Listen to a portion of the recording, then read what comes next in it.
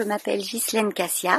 Je suis née à Nice. J'ai eu une formation de danseuse, conservatoire, chez Rosella Hightower. J'ai terminé ma formation à Munich avec une bourse du prix de Lausanne. Et puis ensuite, je suis restée en Allemagne où j'ai continué à danser dans des compagnies, également en Suisse. Et je suis partie en Inde pour étudier la danse sacrée également. Et ensuite, quand je suis revenue à Nice, j'ai ouvert mon école de danse. J'ai donc passé mon diplôme. J'ai enseigné pendant de nombreuses années, de Menton à Grasse, et puis dans mon école de danse, donc où je faisais des créations, des chorégraphies. L'année dernière, j'ai commencé une formation d'accompagnateur touristique et j'ai développé Esprit du Sud.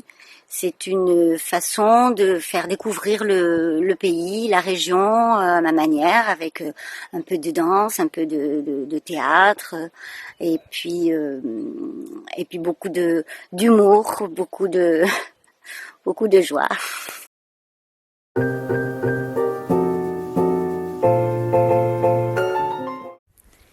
Pour Mars au musée, j'ai décidé de reprendre Semenelum fait sa comédie. C'était une visite théâtralisée que j'avais fait lors de mon stage pour être accompagnateur touristique.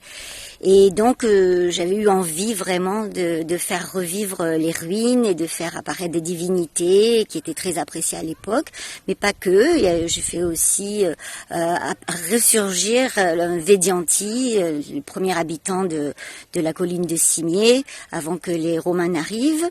J'ai utilisé l'espace extérieur dans les ruines, dans le Frigidarium où j'ai fait danser Vénus, dans le Cardo j'ai fait revivre Jupiter et Mercure, Mars, ensuite Vulcain, enfin voilà, et j'ai lu aussi des textes anciens.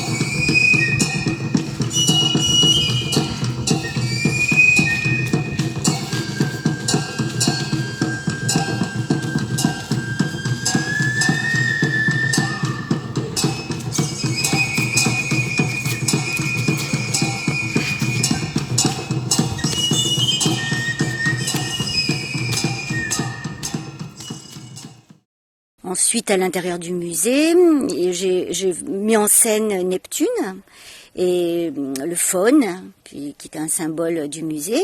Et autre symbole du musée, Antonia Minor. Donc Antonia Minor, qui était la grand-mère de Caligula, qui était la mère de l'empereur Claude, qui a écrit les tables claudiennes que l'on a retrouvées à Lyon. Voilà, et c'était une personne très importante, une femme de très fort caractère, qui a toute une histoire que je décris justement lors de cette visite. Moi, ce que je vois surtout, c'est que sur Internet, on voit beaucoup d'artistes qui s'expriment et qui aident la communauté finalement à survivre à ce confinement, à avoir justement du rêve et un peu de fantaisie. Donc, les musées virtuels, les danseurs de l'Opéra de Paris qui ont fait une vidéo super, etc., etc. Donc, moi, ce que j'espère vraiment, c'est que les gens, après toute cette période, aient vraiment envie de rassemblement culturel, de se retrouver et de découvrir justement ce que les artistes ont concocté, ont pensé pendant cette période de confinement, et aussi pour faire perdurer notre culture, notre patrimoine.